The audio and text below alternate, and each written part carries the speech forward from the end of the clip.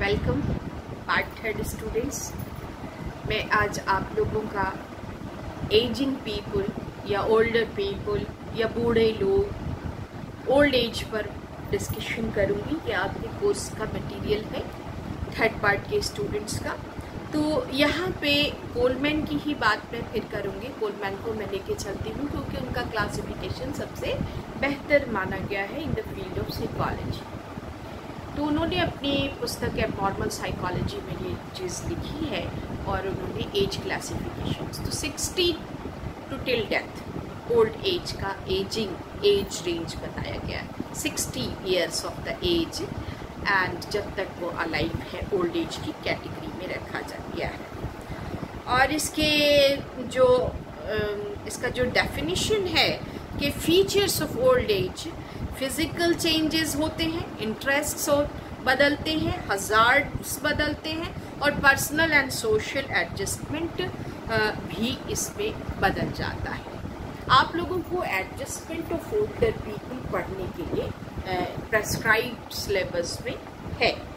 तो यहाँ पे है कि प्रत्येक हम सबसे पहले इस बात पर डिस्कस कर लेते हैं कि आज के छोटे से वीडियो में कि ओल्ड एज को भी कोलमैन ने तीन कैरेक्टरिस्टिक्स, तीन तरह के कोलमैन ने अकॉर्डिंग टू कोलमैन 3 एस्पेक्ट्स का होता है।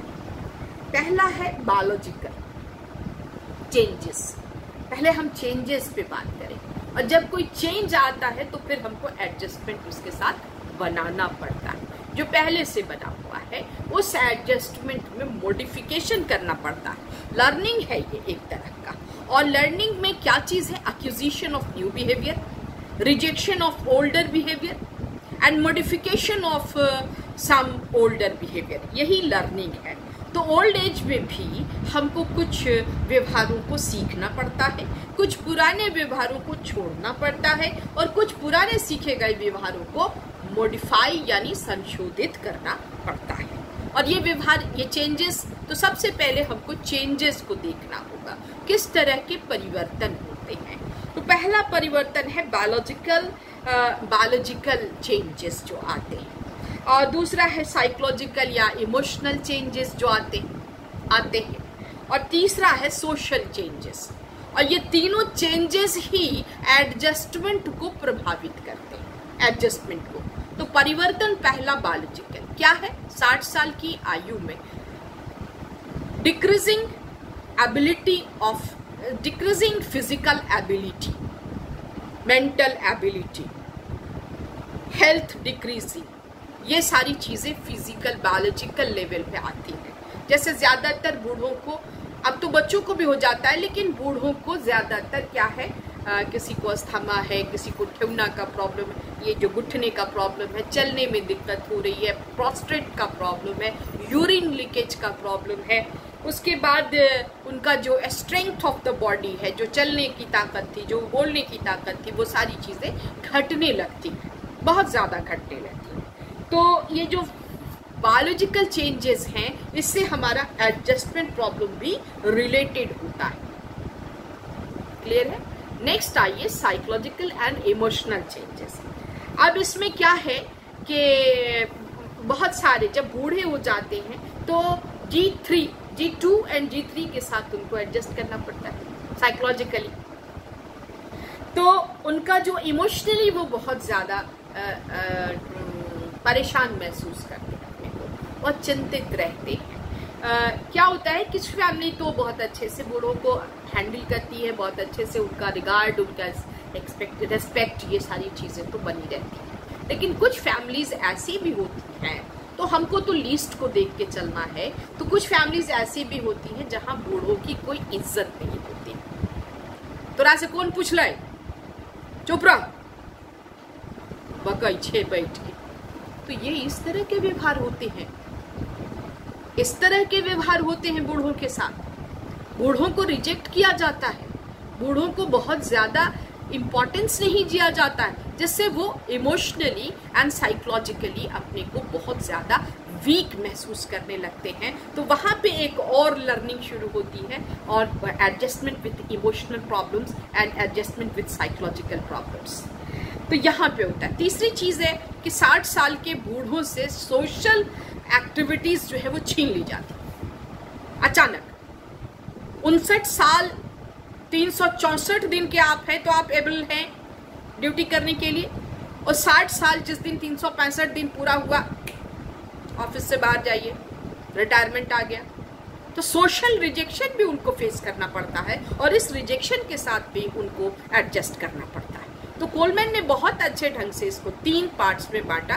बायोलॉजिकल डिक्रीजिंग होना, बायोलॉजिकली डिक्रीज होना, जैविक रूप से, शारीरिक रूप से डिक्रीज से, और स्ट्रेंथ का डिक्रीज करना यानी घटना, ताकत का घटना।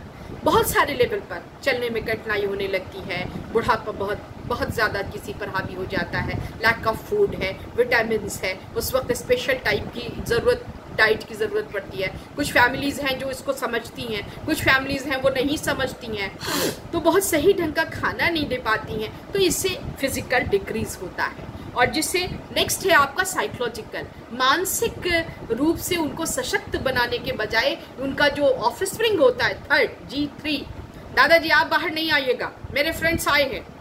बहुत सारे स्टूडेंट्स हैं जो ऐसा, बच्चे हैं जो ऐसा करते हैं अपने बुजुर्गों के साथ, और उनके बुजुर्गों का रात भर खांसते रहते हैं, सोने नहीं देते हैं, मेरे फ्रेंड्स के सामने हमको डांट दिए, ये सभी बातें होती हैं। तो इमोशनली जो है वो डिक्रीज करने लगते हैं कि now I am waiting for death. बहुत सारे ऐसे बूढ़ों का सर्वे अगर आप कीजिएगा, आप भी कीजिए, और आता है। मैं आपको एक ये बताती हूँ, आंकड़ा बताती हूँ कि मेट्रोपॉल सिटीज़ में 36.370% जो लोग हैं वो फैमिली के साथ रहना नहीं चाहते। क्यों? फैमिली के साथ एडजस्टमेंट उनका नहीं बन रहा है, वो ओल्ड एज होम्स में जाना चाहते हैं, क्योंकि फैमिली में वो एक पुराना सामान की तरह किसी घर में छोड़ दिए जा रहे हैं, और या नहीं तो बच्चों को टहलाने की ड्यूटी उनको दी जाती है, या नहीं तो उनको सब्जी लाने की ड्यूटी दी जाती है। ये मेट्रोपोल सिटीज में हो रहा है। छोटे शहरों से उठा के माँ बाप को वहां ले गए, वहां ले जाकर के उनको दाई नौकर की हैसियत में रखते हैं।